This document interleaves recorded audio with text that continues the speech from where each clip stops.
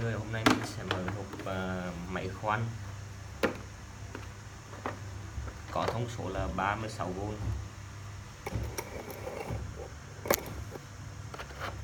5A và có bát mã là DCD 700. Mình mua lên gai đá và có giới thiệu là động cơ không chỗ than 775 à.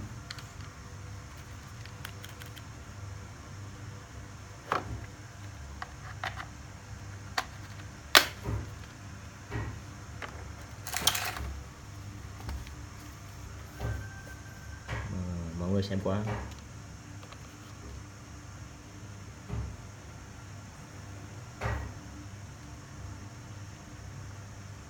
Nó có 20 cấp và 3 chế độ: khoan tường, khoan và bắt vít.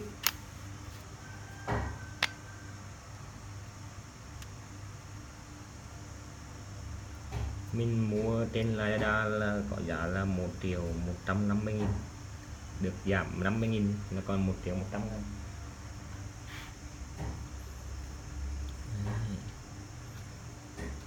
Đây pin của nó.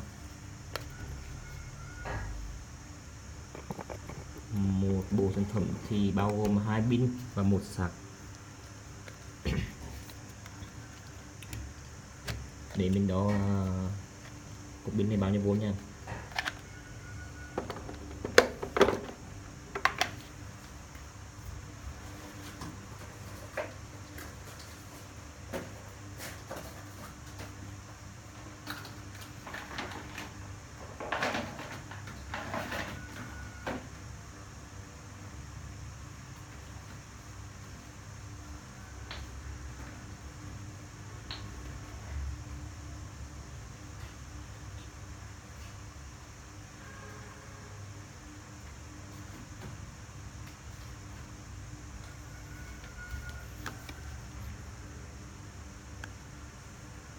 Trên tay mình là cái đồng hồ Yoji vì giá rẻ của bột, mình cũng mua ở Lazada luôn, với giá là 169.000 cộng 11.000 phí ship nữa. F1 đúng không? Sau đây mình đo thử vốn của thằng của cái pin của thằng máy khoan này.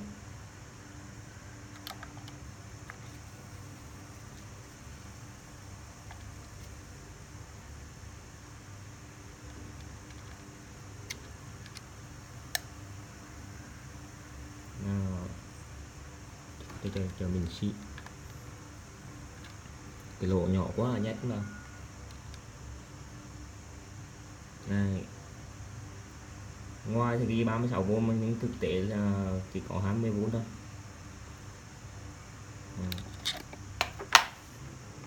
Hai bên nhá, bên nào cũng 20V nữa.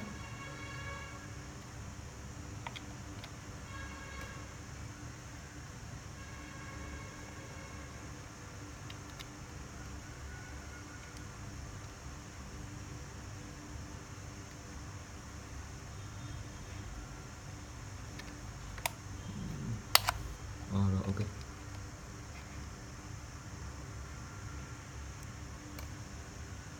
Bán hàng 20V, 20,6V.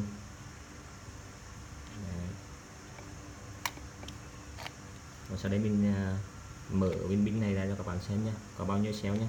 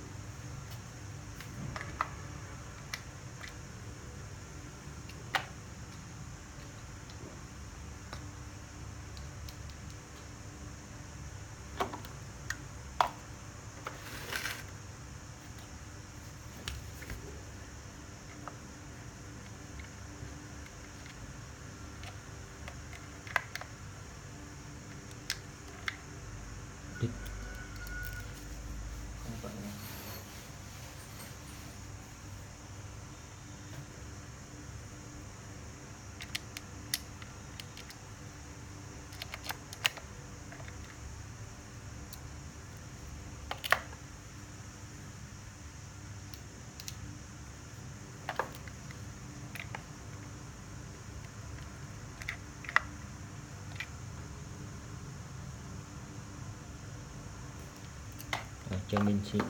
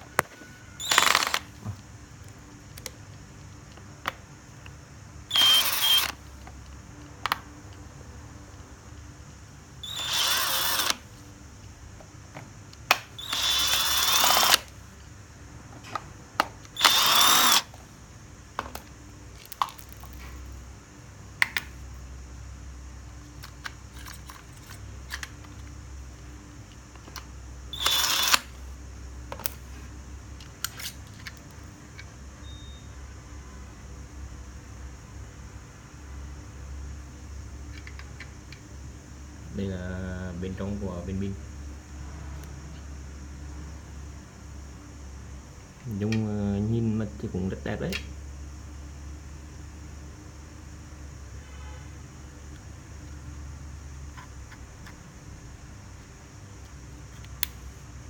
Ở đây mình mở hai bằng xem nào.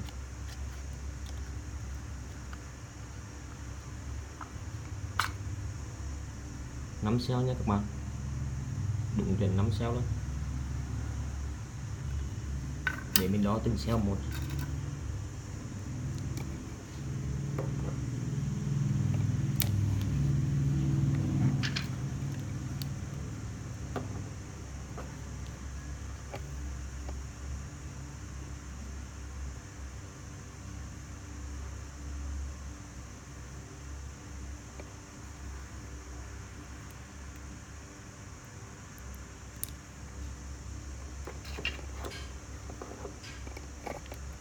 Chắc rồi.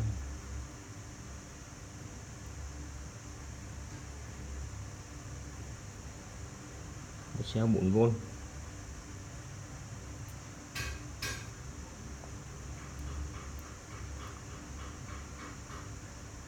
Nha các bạn.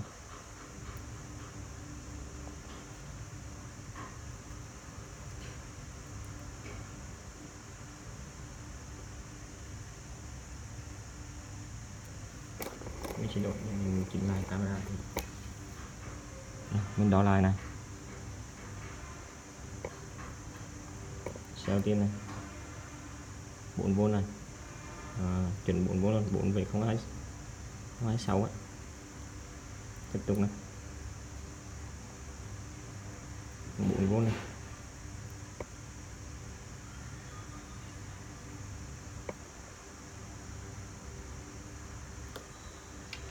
Tiếp tục này 4,026 này. Tiếp tục này còn 4,0 mấy. Tiếp tục đủ 5 xeo nha các bạn. Mình bỏ vào lại.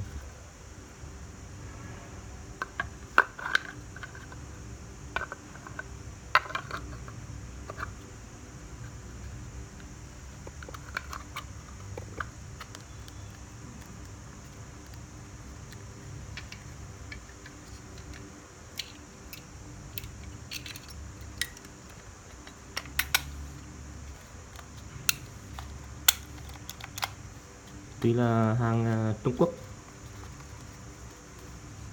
nhưng comment tay rất là chắc chắn nha các bạn, rất chắc chắn.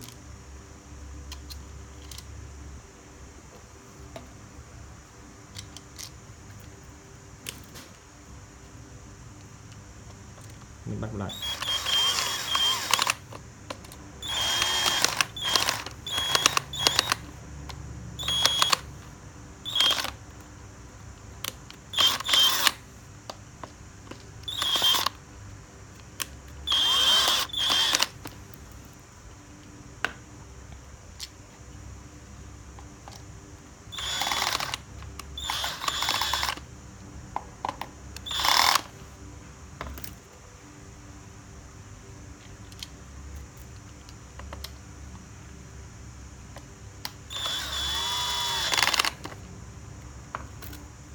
Rồi, một viên.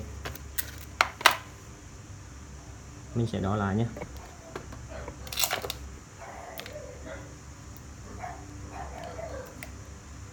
Anh chỉ có hai chiều âm và dương này.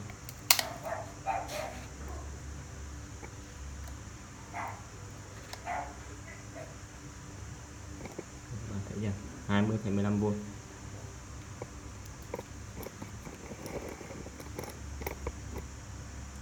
Ok. Sau đây mình sẽ test khả năng khoan và khoan gỗ, khoan bê tông, khoan tường nhé. Khoan bê tông chắc không nổi đâu.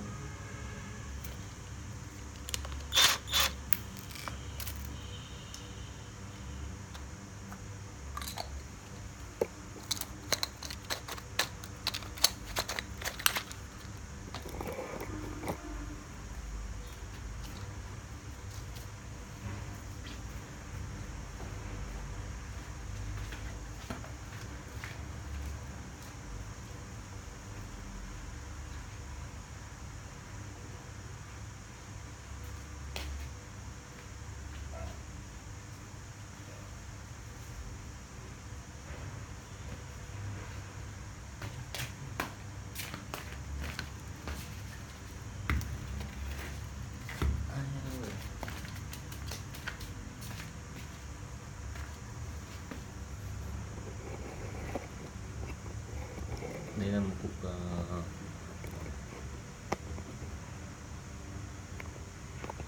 như là cục bê tông, cục bê tông.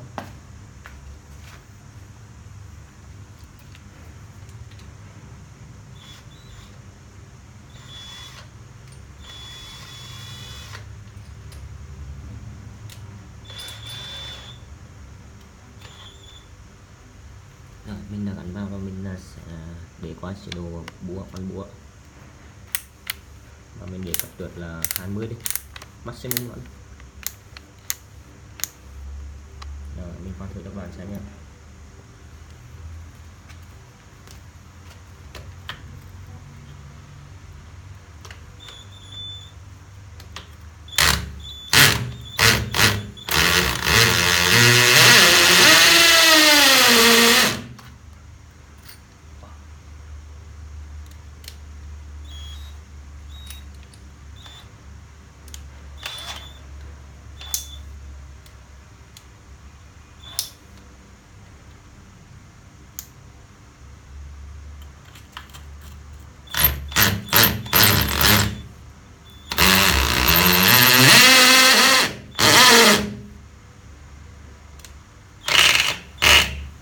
Itu tuh.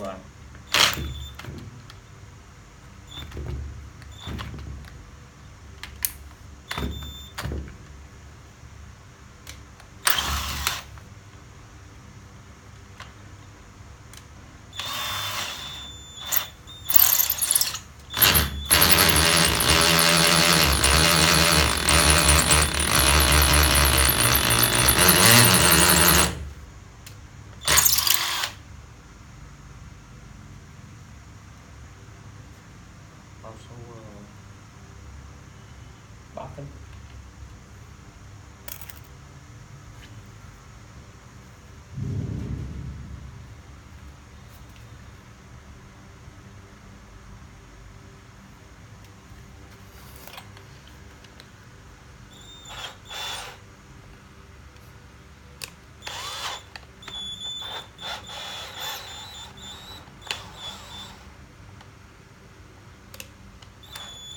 Wow, nãy giờ mình lộn rồi, mình đem mũi khoan gỗ khoan cho bê tông, thế mà hay gì nó đéo vào. Xin lỗi các bạn nhé.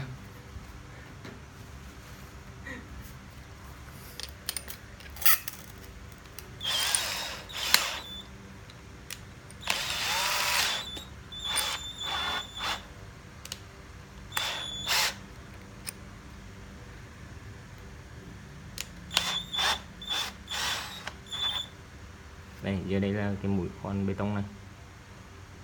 Cái này mình lấy mũi khoan gỗ khoan sắt mình đem khoan bê tông, hay gì nó không vào, không phải.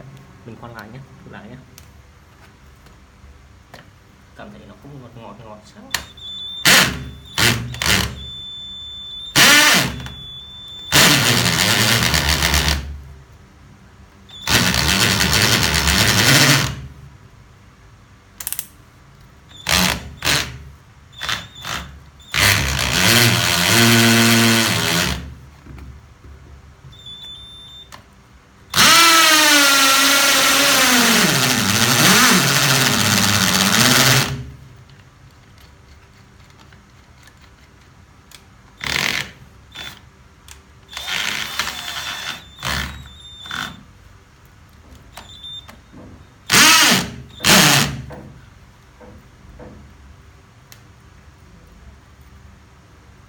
Bụi bị lộn.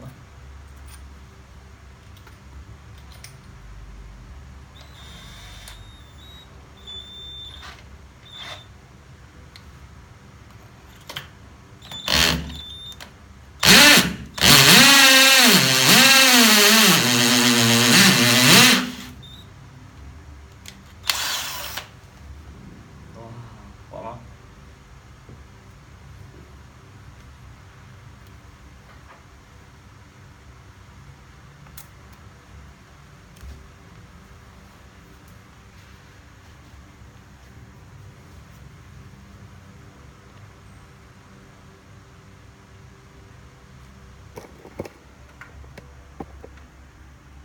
đây là ba cái lỗ mà lúc này mình khoan. Cái lỗ này là mũi khoan bê tông này, lỗ này là mũi khoan này, còn mũi khoan bên này là mũi phần gỗ mình đem khoan bê tông nổi hay gì nó không ra.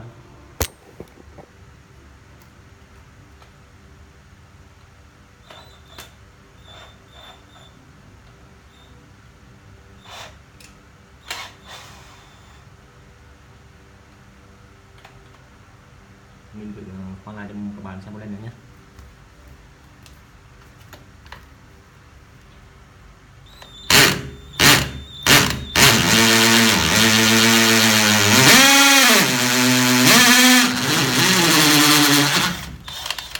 Đấy. Quả ngọt.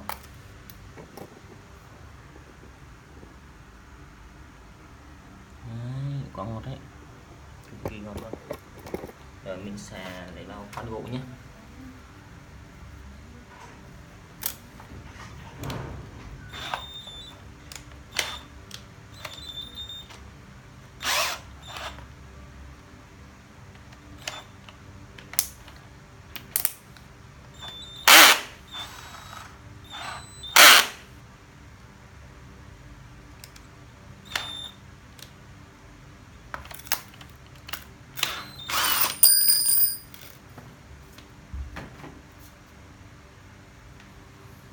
Đây là mũi khoan gỗ này.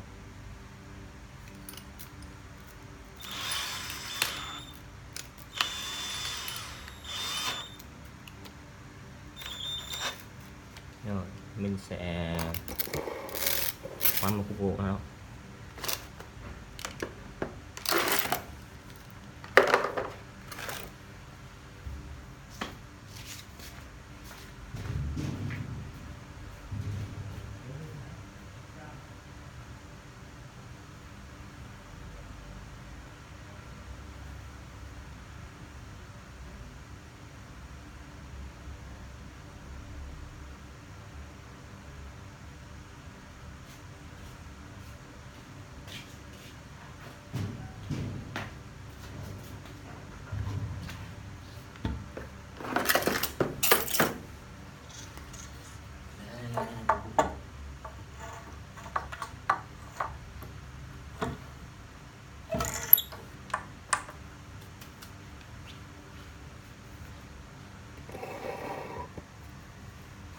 Mình sẽ khoan cho các bạn xem. Đây nha.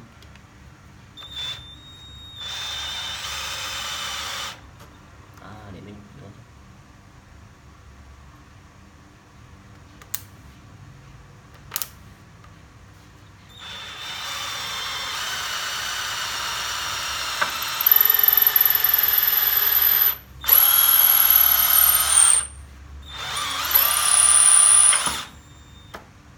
rất ngọt nha các bạn.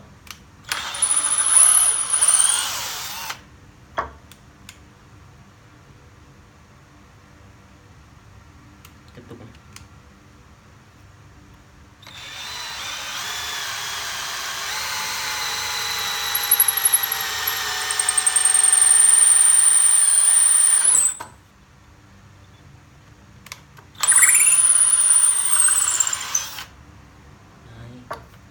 Rất là ngon.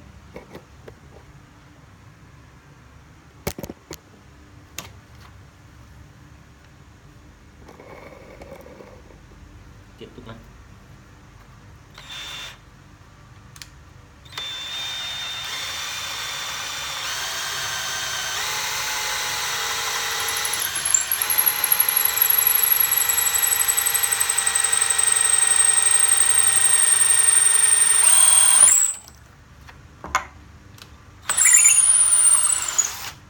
Rồi, sau đây mình sẽ bắn vít.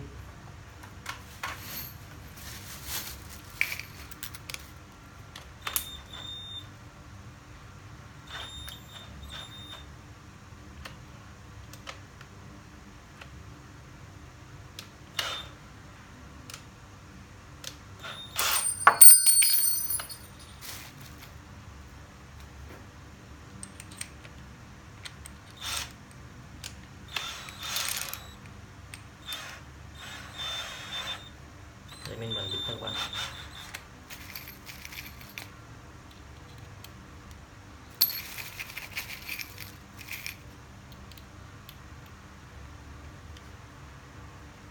Mình sẽ chuyển qua chế độ bắn vít này. Đấy. Độ 10 đi. Wow, cộng 10 mình thôi.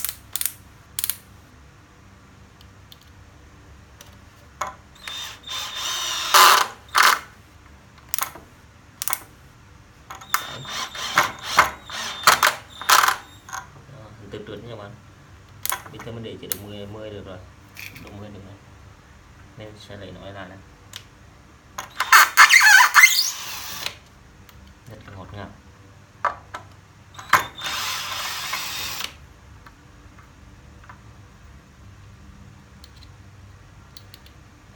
Wow, nóng gì sao các bạn ạ. Bắn tiếp nhé.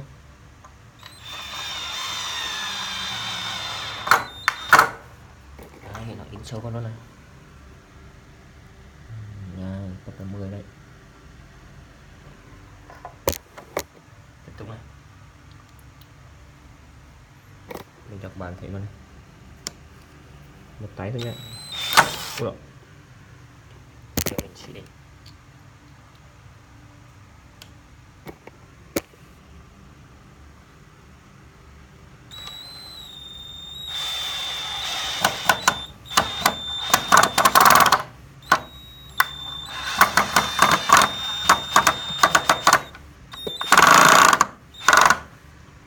Trượt đâu một khoan. Ok, mình sẽ lấy nó lại.